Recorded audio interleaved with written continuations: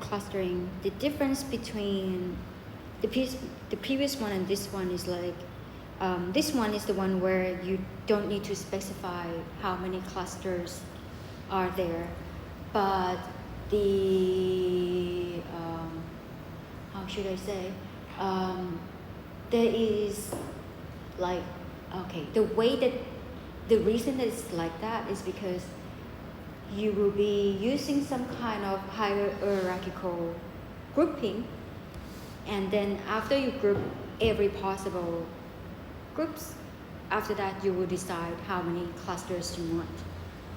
I'm not sure if that's the best interpretation that I could do, but I will show you exactly how it does. Okay, so hierarchical clustering will perform in the following way. Firstly, it will compute the distance, the pairwise distance between all the samples that you have. Let's say, for example, if these numerical points are the samples in your training, for example, you have only 9 points, and you compute the distance between each pairs. For example, you probably compute between 7 and 5, 7 and 8, 8, 5, 9, 8, 7, 8, and to the rest, like each every. And then from all the distances that you have, you find the shorter distance. For example, from here you can probably tell that the shortest distance is probably either between pair 5, 7 or 6, 1. Actually, because I access the data, so I know actually it is this one as your first.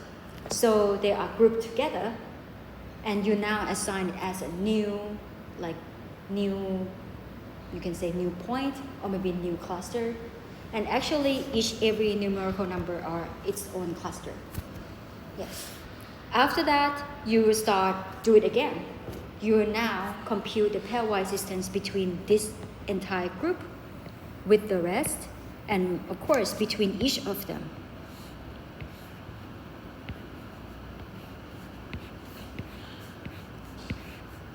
And once again, what you would do is the same. It's like you're going to compute all the pairwise distances and find the shortest distances. Okay, in this case, maybe let's say this time is 6 and 1 that has the shortest. So you are now grouping them. But don't forget that each and every time that you compute the distance, you can actually memorize and sort it, like which one go first. Like this group actually go first, and that group goes second, because the distance between these pair is kind of longer than that one, right? And after that, you may do again. Okay, you now compute between this group, 8, 8, 2, and all of that together again. I mean, each and every pair, I may not be able to draw all of that, but just to give you an idea of what that kind of probably look like. So let's say you can compute each and every pair, and once again you sort it, like for the shortest distance. This time, maybe what you would get, I'm not sure. It could be between, like, could be these two. Let's say if these two, all right? If it's these two, then you kind of like assign it as cluster, right? And now you do it again, recompute again. Maybe this time it turned out to be 8 and this group. Then you kind of group it together as another group and do again. Do again, maybe it's this time this guy together. And one more time, maybe, not sure. Maybe let's do it simple way. Maybe these guys together. Another time, maybe these guys together. And finally, all of them together. Yeah, it goes like that to the end. And if you draw each pairing, it's probably look like this dendrogram. Okay, as I mentioned before, and if you remember, our 7, 5 go first, right? Pair first. How do I know that it's go first? Actually, when they pair first, the dendrogram will provide some kind of, like distances between that pair that group together. As I mentioned before, maybe this group together first, and then the next one is 1, 6. So actually there are other distances that you can record. And actually along this axis is like you are sorting the pairing according to the shortest distance that you compute and make selection. And as we mentioned before, maybe that group and that group, so it goes like that. And probably the one at the top is indicating, the shortest distance, but it's actually the largest among them. That is when you grouping that largest one. So yes, that means you can now, like it is like if you can compute all the grouping like this, it's like you can sort every possible subgroup and the larger subgroup, and eventually everything grouped together. So that means you have many, like you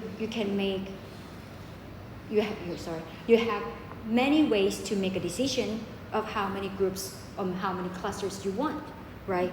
If you say that, okay, you are happy with just using the distance of grouping at maybe, if you're happy with just the distance between grouping, if you are happy with, you collect samples with distance at 0.5 together,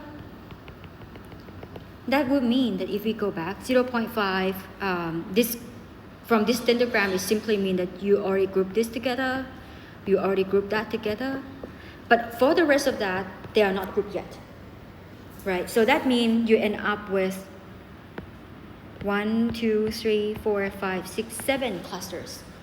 And if you look at the dendrogram, you will get the same. 1, 2, 3, right? 4, 5, 6, 7. So that's how, I'm not sure, it's like that's how useful the dendrogram is. When you want to, it is like once you have this dendrogram constructed, you can have many ways to select.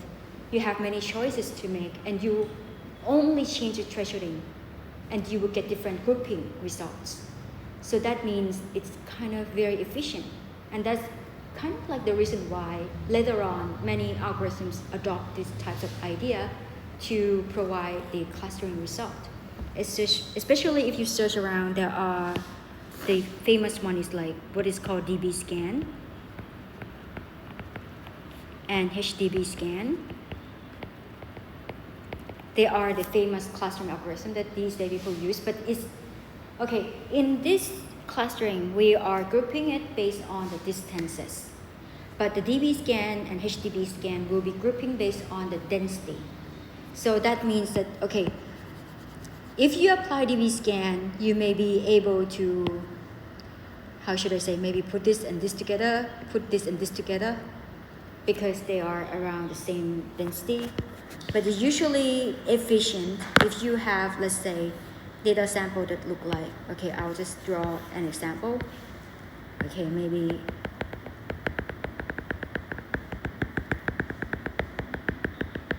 and you have another one that is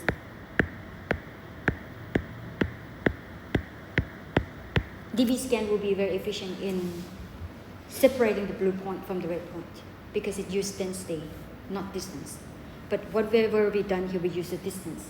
So density and distance is like, if you use density, you are likely to end up with the clustering that are overlapping. But if you use distance, very likely you will not get that kind of result. You will get the neighboring points together because you use distance. So that's the main differences. But the way DB scan, they still use some kind of dendrogram, if I remember correctly, but you can check around. But dendrogram is like a very fundamental idea of many hierarchical based clustering algorithm that came afterward. Okay.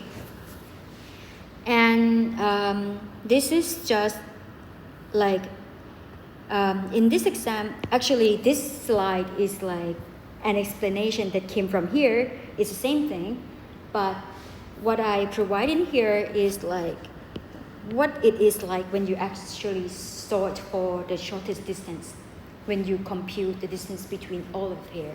So if you imagine you have 9 points, right?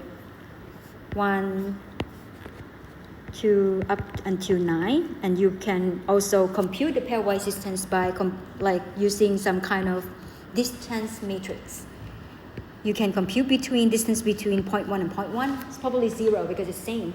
But then you can now sort between 1 and 2, up until 1 and 9. And you can do the same for 2 and 1, 2 and 2, up until 2 and 9. And you can do the same for like from 1 to 9 like that. So you have a matrix that is like capturing the distance between each of the pair. And what you did is like you find the one with the shortest distance. Like you may be sorting for the minimum value in this matrix. And in this example, actually is 0.4 is this number. Yeah, 5 and 7, that is the one. If you look at the other one that's also close, it's 1 and 6.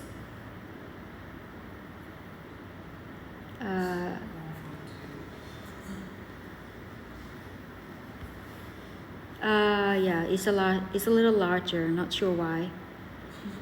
Yeah, maybe when I remember when I did this, I was like, am I swapping between this one and that one? Okay, but anyway, if you sort for another one, it should somewhat lines around. Yeah, another one is like 8 and 5. Maybe I swap, yeah, somewhere. But anyway, the idea is somewhat like this. And if you group them, that means it's like, let's say if you group 7 and 5, that means in your next round, this 2 column should be merged into one, right? Because you already grouped that together, you should not reconsider it again. So the rest may be the same, but you kind of exclude that yellow. But the thing is, when you group the 2 points together, how would you represent the distance between this group versus the rest? There are many ways to do that. In the simplest case, they use what is called single linkage. That's the name. Single linkage is like you are computing the distance between the points that is the closest to the others. So that means it's going to be using the distance between 5 and the rest, and using this like this point, number 5, to be representative. Yeah. But if you do something called the complete linkage, they will use the maximum intercluster dissimilarity or distance. Yeah. So it depends. Like this one used minimum, that one used maximum. And there are others like this one used the average. This one used the centroid. So when you use centroid, it's like you compute a centroid between these two. Maybe you have this point, like maybe you have a new centroid here, and you use this centroid as your representation for this cluster. So actually, this is like an example of what it's like when you change different way to represent your cluster. So average linkage, complete linkage, and single linkage may give you totally different results. So what is the best? I would suggest that you still have to do some kind of validation. You can think of all of these as your hyperparameters because you can only train it once with this setting, and you have to keep sorting for the one that is most appropriate for your data. And yeah, probably that's the end for today. So yes, there are good and bad things about this. Of course, when you do this hierarchical clustering, one thing is that if your data points are somewhat evenly distributed, it may not work so well. For example, if you change this number 5 to something like here and 9 to somewhere like here, you can't really make a decision, because if the distance is about the same, you probably end up it depends on how you're, if all the distance are spacing actually the same, you cannot cluster at all. That's what it meant. Let's say you can imagine if one is here and the distance is the same, how can you pair them together, right? Because there's no way to pair. So is like the drawback. So if your data is evenly distributed, not work. And it's actually sensitive to outlier, not just outliers, but I think all your hyperparameter settings gonna be something that would heavily influence the result of your algorithm. Like I showed here before, it's like different types of linkage would give you different types of dendrogram. But once you have dendrogram, you still have to use the thresholding value as your hyperparameter to search for how many clusters actually like the most suitable for your case. Because as you vary your thresholding value, if you lower your thresholding value, you probably get so many clusters. But if you increase it up, that means you are allowing them to be together and you will consider it as one. For example, if I use this line, okay, I will just draw a line. If I use maybe, this line as maybe a little higher as my thresholding value, you can see that actually for single linkage, I get 2 clusters. For complete linkage, 2 clusters. But for average linkage, I get 1, 2, 3, 4. About 4. I'm not sure if this is like overly, if this is exactly over, it's like 5, but if it's not, it's 6, 7. Yeah. So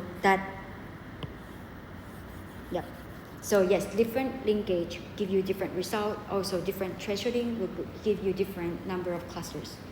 But I think if you want to try this algorithm, maybe go for something simple, like maybe simple linkage, and then you find the number of clusters. If that's suitable, you don't need to keep changing the linkage. Yes. Okay, that's it for today. I think that is all. For the rest of that, not very important. But yeah, there are maybe some other questions that you have to ask yourself, probably like what type of linkage do we use? This similarity measure is like the distance function. What's the distance function that you want to use? This time it's just Euclidean, right? How to cut the dendrogram? This is like the thresholding value. Should your features be standardized? On the other word, should it be normalized before putting everything into this algorithm? That's another question, because let's say if you didn't normalize, sometimes if your features are somewhat distributed unevenly, yes, you're going to get different results. So it depends. Right, and these can be these hyperparameters can be chosen depending on your validation. Right, that's it.